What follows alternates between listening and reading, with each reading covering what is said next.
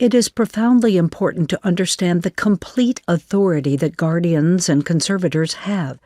These court appointees can wield enormous power, and they may exercise it almost unchecked.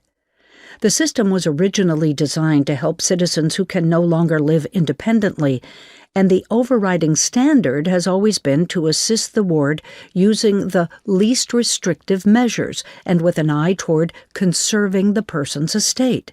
But often, the first step a professional guardian takes is to put all financial assets under their own name, and then to cocoon their charge away from the outside world. This means the protected person becomes completely dependent on the guardian and the support staff hired on to care for them. Lonely wards have been inaccurately told that their family and friends no longer want to see them.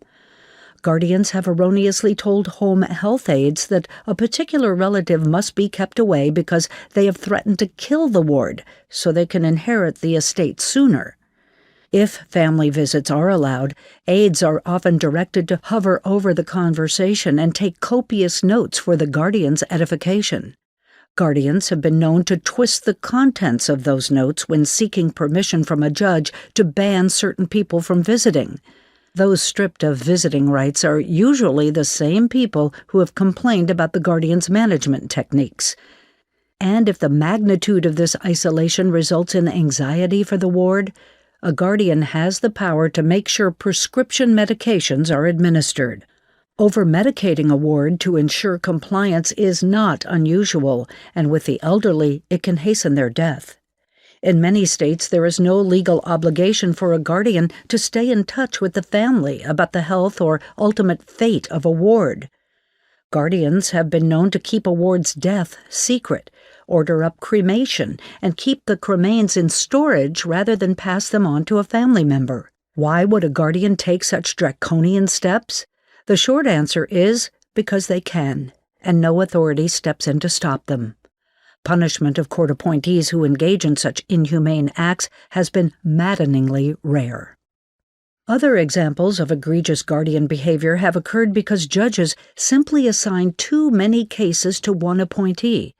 For example, a guardian in Florida with more than 400 people to keep track of used her power to initiate do not resuscitate DNR orders on time-consuming hospitalized wards. In one instance, her unwanted DNR on a military veteran who had difficulty swallowing was coupled with another order to cap the man's feeding tube. He died slowly over the course of a week while helpless nurses and doctors stood by.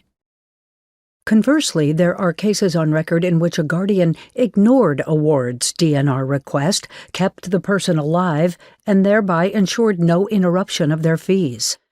In Ohio, a guardian assigned to care for hundreds of wards simultaneously parked his charges in nursing homes, ignored them, and then publicly asked for more clients, since the nursing home staff was doing his job for him.